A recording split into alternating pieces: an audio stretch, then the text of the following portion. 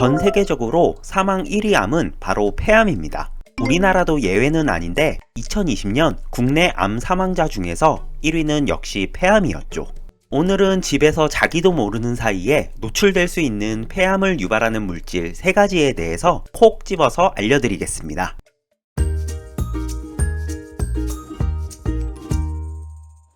주방에서 음식할 때 나오는 죽음의 미세입자, 조리띰은 반드시 피하세요. 띰이라는 말은 연기, 증기를 뜻하는데 조리띰은 음식을 만들 때 발생하는 미세입자 형태의 연기나 가스 같은 걸 말합니다. 미세입자가 공중으로 엄청나게 나와서 공기가 뿌얘지는 걸 다들 한 번씩 경험해 봤을 겁니다. 손짓으로 공기를 휘젓기도 하고 창문을 열기도 하죠. 볶거나 튀길 때 특히 조리띰이 잘 발생합니다. 요리 온도가 높을수록, 재료에 지방이 많을수록, 기름을 많이 사용할수록 조리띰이 잘 발생하고 농도도 높아진답니다. 그렇다면 조리띰의 정체는 과연 뭘까요? 기름이 아주 미세한 에어로졸 형태로 분사되기도 하고 각종 재료가 타면서 생기는 부산물과 여러 유기오염물질도 있습니다. 여기에 미세한 발암물질도 속해 있는데 우리가 호흡할 때 이런 것들이 폐 깊숙한 곳까지 들어가는 겁니다. 다환방향족 탄화수소 같은 경우에는 폐암을 더욱 많이 유발한다는 데이터가 있습니다. 실제로 WHO 산하 국제암연구소에서는 2010년 보고서를 통해 가정에서 고체 연료의 사용과 고온에서의 튀김 요리에 대한 발암성을 조사했습니다. 고온의 튀김 요리에서 발생하는 물질이 거의 확실하게 인체에서 발암을 유발할 수 있다는 발암물질 그룹 2A에 해당한다고 분류했습니다. 급식실 종사자들이 폐암에 걸렸다, 이런 뉴스를 본 적이 있을 겁니다. 급식실은 단시간에 많은 음식이 만들어지는 곳이다 보니까 조리띰이 많이 생기는 장소입니다. 조리띰에 하루 이틀 노출되는 건 괜찮을 수도 있습니다. 우리 몸이 잘 처리해서 몸 바깥으로 내보낼 수도 있기 때문입니다. 그런데 오랫동안 계속 노출되고 차곡차곡 몸속에 쌓이게 되면 건강에는 빨간불이 켜질 수밖에 없습니다. 이런 미세입자는 호흡하는 폐 깊숙이 들어가서 염증을 유발하기 때문에 만성 폐쇄성 폐질환, 천식, 폐섬유와 같은 심각한 문제로 이어지는데요. 결국에는 폐암이 생길 수 있습니다. 2021년 우리나라에서는 급식실 조리사 폐암을 산업재해로 인정하기 시작할 정도입니다. 실제로 조리띰 때문에 시야가 흐려질 정도로 음식을 조리하는 곳에서는 폐암 발생률이 3.7배 정도 높다는 연구 결과가 있고, 대한폐암학회에서는 환기가 잘 안되는 주방에서 요리하는 여성의 폐암 발생률이 그렇지 않은 여성보다 1.4배나 높다고 발표했습니다. 2019년 연구에서는 조리 시간이 1시간 증가할 때마다 조리띰 등으로 인한 폐암 발생 위험이 17%나 증가한다고 합니다. 조리띰을 어떻게 과연 해결할 수 있을까요? 크게 2가지인데, 조리띰이 생기지 않도록 하거나 이미 생겨버린 조리띰에 노출되지 않도록 하는 방법이겠습니다. 조리띰이 잘 발생하지 않는 조리법을 사용해보세요. 튀기기보다는 삶는 방식으로 조리법을 바꿔보는 겁니다. 고기를 튀겨서 먹기보다는 수육 형태로 만들어 먹는 거죠. 프라이팬을 사용하지 말고 오븐이나 에어프라이어를 이용하는 것도 한 방법이겠습니다.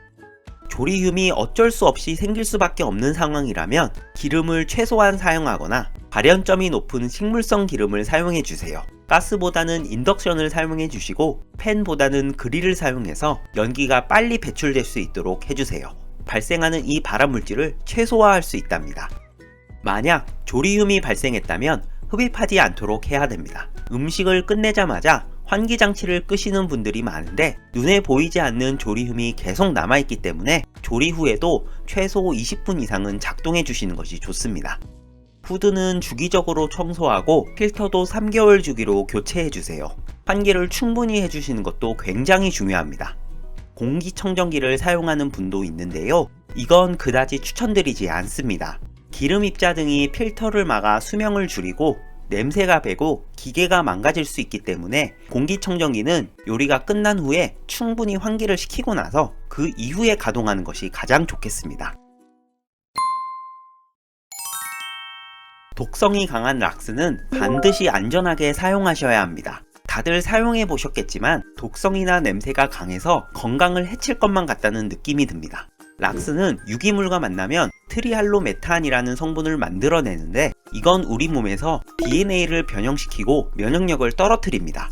국제암연구소에서 그룹 2B로 지정한 물질로 발암 가능성이 있는 물질이라는 겁니다. 특히 방광암의 위험을 높인다고 하고 락스에서 발생하는 염소가스를 고농도로 흡입하는 경우에는 기침, 폐질환, 폐암 발생률이 높아집니다. 락스 사용할 때 천장에 달린 환풍기만 켜놓으면 절대 안 됩니다. 락스에서 발생하는 염소는 공기보다 무거워서 욕실처럼 밀폐된 공간에서는 아래에 깔리기 때문입니다. 반드시 문을 열어서 환기를 시켜야 합니다. 그리고 락스를 가습기나 분무기 형태로 사용하는 건 더 위험합니다. 고온 입자 형태로 공중에 떠다니면서 자기도 모르게 흡입할 수 있기 때문입니다. 락스와 뜨거운 물이 만나면 염소가스가 많이 생길 수 있습니다. 희석해서 사용해야 된다면 찬물로 섞어주시고 이때에도 마스크를 꼭 쓰셔야 합니다. 청소 효과를 높이려고 중성세제나 표백제 같은 물질을 섞어서 사용하기도 하시는데 유해가스가 더 많이 발생하니까 다른 화학물질과는 섞지 마시길 부탁드리겠습니다. 좀약이라고 부르는 나프탈렌은 가급적 사용하지 마세요. 나프탈렌 고체는 액체를 거치지 않고 바로 기체로 변하는 성질이 있는데요. 이런 기체를 흡입하면 기도가 손상되고 급성 폐 손상이 일어나는 등 폐에 염증을 유발합니다. 옷에 묻은 나프탈렌이 피부를 통해 흡수될 수도 있습니다. 이 나프탈렌에 노출되면 눈이 가렵거나 재채기를 하는 알레르기 반응에서부터 체내에 쌓이면 빈혈이나 경련 등의 심각한 증상이 생기는데요. 독일 연구에서는 나프탈렌 때문에 후두암 같은 암이 생겼다는 보고가 있어서 국제암연구소에서는 인체발암 가능물질로 지정했고 우리나라에서도 2013년 특정 수질 유해물질로 지정했습니다. 옷장에 나프탈렌 대신 숯, 삼나무 조각 같은 천연 제품을 사용하거나 변기를 청소할 때 나프탈렌 대신 치약을 사용해보세요. 나프탈렌 냄새가 배긴 옷을 입어야 한다면 바깥에서 최소 30분 이상 환기를 해서 충분히 옷에서 나프탈렌 성분을 없애고 나서 옷을 입는 것이 좋겠습니다. 담배도 피지 않았는데 폐암에 걸렸다는 사람들이 점차 늘어나고 있습니다. 나도 모르는 사이에 집에서 폐암 유발 물질에 노출되고 이런 것들이 폐암과 연관이 되어 있을 수 있기 때문에 생활 속에서 다양한 폐암 유발 물질을 잘 제거해야겠습니다. 오늘 영상이 도움이 되셨다면 구독과 좋아요 부탁드립니다. 감사합니다.